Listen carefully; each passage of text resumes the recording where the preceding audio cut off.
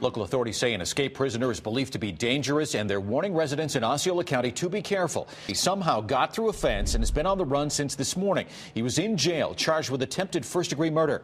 West 2's Greg Fox is live at the County Emergency Operations Center. Greg, any lead?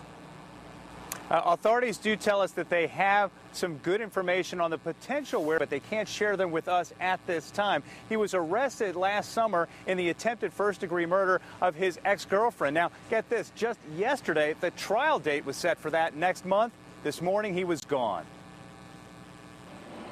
In the spot where an inmate slipped past a fence, jail workers looked inside doors that led to storage and utility areas. Those may have provided a way out. Trial date next month on attempted first-degree murder was set Thursday. May have crawled through these doors and made his way under or through the fence.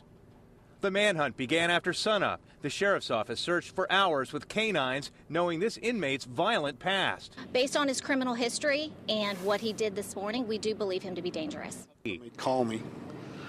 You know, because we need to try to negotiate a surrender if we can. This is the second serious breach of security in less than a year. Last summer, a jail guard was charged with helping to smuggle a gun into the jail to try and help an inmate escape. At this news conference, the deputy chief of the jail refused to answer any questions about the latest escape and simply walked away while I was still asking him a question. Did another jail employee help this prisoner? Because we don't have the facts. You don't know for sure that that didn't happen. We can only say at this time it's an ongoing investigation. We will share all that information. And I just got off the phone with the sheriff's office a short while ago. There was no more information that is new. Tell me where we are and what this is. Well, this is actually a simulated cell to kind of show the way the cell was set up in the Rigby case. The sink and toilet fixture that you're looking at is the actual fixture that was in the cell and involved in the escape. So how did it happen? What did he do? Because it looks like this was just cut away. It was. Actually, what we've determined through the investigation was they first asked one of our officers for hacksaw blades. And I first should preface the whole thing by saying the reason that they thought they could be successful with this was because they had watched the way officers had searched and the number of searches that were being conducted months in advance. And they came to the conclusion, based on their observations, that they felt that this opportunity was possible. So basically, what did they ask for? And if you could show me, how did they accomplish what they did? Well, after they asked the officer for the hacksaw blades and he turned them down, only a few days later, they asked him for a large black paper clamp, 2.5-inch size, one that you would bind together a large stack of paperwork. Do you have one of those by any chance? I actually have one in the truck. Okay, all right, okay. You can use that as a prop. I don't have one that big. We don't use them that big, Okay. but it was about this big, and they broke one of the sides off of it.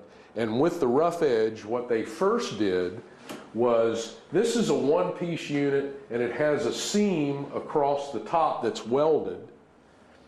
And they have another seam here, and it's hard to see, but there's a round circle here that actually held a metal cup where you put the toilet paper roll.